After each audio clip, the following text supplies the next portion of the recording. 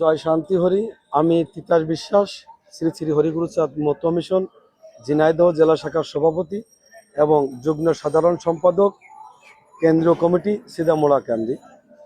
আজ আমি গত দিনে আমি এই শ্রী শ্রী হরিগুরুচাঁদ মত মিশনের পক্ষ থেকে আমরা একটা শারদীয় দুর্গা পূজার শুভেচ্ছা দিয়েছি। ঝিনাইদহ জেলা মত মিশনের পক্ষ থেকে স্থানটা সদর উপজেলা মুনুরিয়া বাজারে।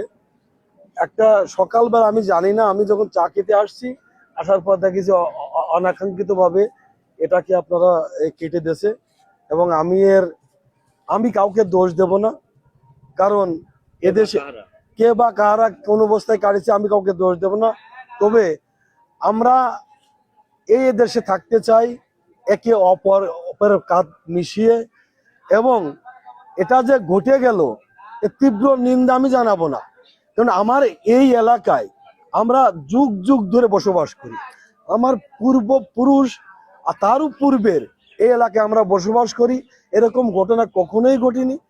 আজ আমরা দুঃখিত যে কোনো এক গোষ্ঠী হয়তো বা আমাদেরকে বেকায়দায় ফেলানোর জন্য এই ধরনের ঘটনা ঘটাইতে পারে। আমি আপনাদেরকে চ্যানেলের মাধ্যমে জানাতে চাই, আপনাদের অভিনন্দন শুভেচ্ছা জানাচ্ছি। এই কারণে আপনারা আমার এই নিউজটা নিয়েছেন এবং আসছেন, তার জন্য আপনাদেরকে অনেক ধন্যবাদ। এবং এরা সুষ্ঠু বিচার আমি চাই না, যেন একে কেন্দ্র করে যেন এই এলাকায় কোনো অকাঙ্ক্ষিত ঘটনা বা কোনো সাম্প্রদায়িক দাঙ্গা এটা যাতে না হয়, সেজন্য আপনাদের কাছে আমি এবং মিডিয়ার কাছে আমি অনুরোধ জানাচ্ছি এই ধরনের কাজ থেকে যেন আপনারা আমাকে সহযোগিতা করবেন। এবং প্রশাসন যেন আমাদেরকে, আসলে আমার বিশেষ করে আমাকে মনে হলো যে না, আমার উপর একটা আঘাত দেওয়ার চিন্তা ভাবনা করলো, যেটা আমি এখন নিরাপত্তাহীনতায় ভুগবো। এই এলাকায়, শুধু এই এলাকা নয়, আমার কালীগঞ্জ থানা, সদর থানা, শোলকুপো, ঝিনেদহ, যে জায়গায় যাবেন না কেন আমার নাম বলবেন, আমরা সবাই চিনি। আমরা কখনো রাজনীতির সাথে জড়িত না। এটা হচ্ছে গত এক সপ্তাহের ভিতরে আমরা এই গেটটা প্রস্তুত করি শারদীয় দুর্গা উৎসব উপলক্ষে। আমি জেলা যুব সংসদের সভাপতি হিসেবে দায়িত্ব পালন করাই। এই গেটের একদম শুরু থেকে শেষ পর্যন্ত আমি কাজ করি, এবং গতকালকে আমাদের এই গেটটা শেষ হয়। সকালবেলা উঠে ফোন আসে যে এরকম একটা অনাকাঙ্ক্ষিত ঘটনা ঘটিয়েছে।